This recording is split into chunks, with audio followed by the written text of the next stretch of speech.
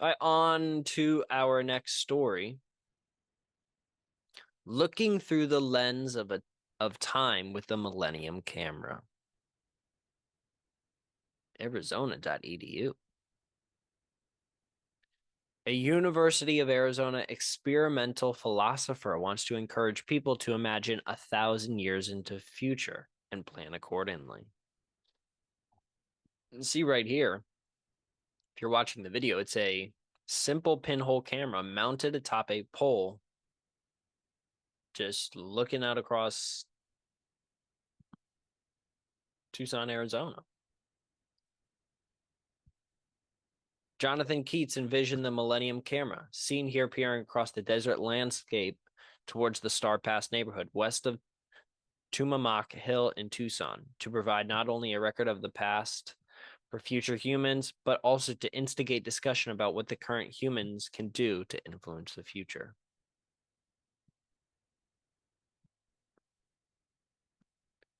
Dubbed the Millennium Camera, the device was dreamed up by the experimental philosopher Jonathan Keats, a research associate at the University of Arizona College of Fine Arts. For a camera to last so long, it must be simple. Through a pin-sized hole in a thin sheet of 24-karat gold, light will slip into a small copper cylinder mounted atop a steel pole. Over 10 centuries, sunlight reflected from Tucson's landscape will slowly fade a light-sensitive surface coated in many thin layers of rose matter, an oil paint pigment. When future humans open the camera in 1,000 years, they will see an extremely long exposure image of Tucson through all of its future iterations. Keats and a team of researchers from the Desert Laboratory on Tumamoc Hill installed the camera next to a bench facing west over the Star Pass neighborhood. Most people have a pretty bleak outlook on what lies ahead, he said. It's easy to imagine that people in 1,000 years could see a version of Tucson that is far worse than what we see today. Then it goes on. Conventional cameras typically rely on quick chemical reactions to capture an image. The problem is that future humans might not have technical knowledge to process images in specific ways, nor have the technology to do so. Very, very, very interesting. And then we'll continue on. By no means is the camera making a statement about development, about how we should build the city or not going forward. It is set there to invite us to ask questions and to enter into conversation and invite the perspective of future generations in the sense that they're in our minds. If we open it in the interim, then it diminishes the imagining that we need to be doing in response to not opening for 1,000 years. 1,000 years is a long time. All right, and then just talking about this particular hill. I've talked about a similar story, if you remember,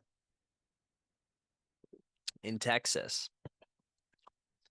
Jeff Bezos was building, I think his was also 1,000 years, maybe 10,000 years, but a clock that he put inside of a mountain that's going to last a very long time.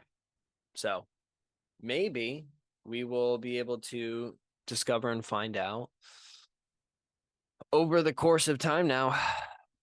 Watching like 5 years, this thing breaks down, or there's a snowstorm, or there's some kind of thing where, because this is just a thing on a pole. Somebody could crash a car into it. Somebody could take a bat and just knock it down over the course of 1,000 years. There's gold inside of that. There's 24-karat gold inside of that. Maybe in 563 years, there's a gold shortage. And then somebody says, wasn't there an article in like 2000 something? Back when they were in the 2000s before they hit the 2500s? Wasn't there an article in the 2000s about gold being in this thing? Let's get that. That could happen too. Very, very interesting. Kind of a cool experiment as well, too. Just consider And I think things like this are important. I would like to actually go visit it so that I could say that I was there and be a part of this specific device that hopefully, like much like Jeff Bezos's clock, can last the full amount of time. So very, very cool here.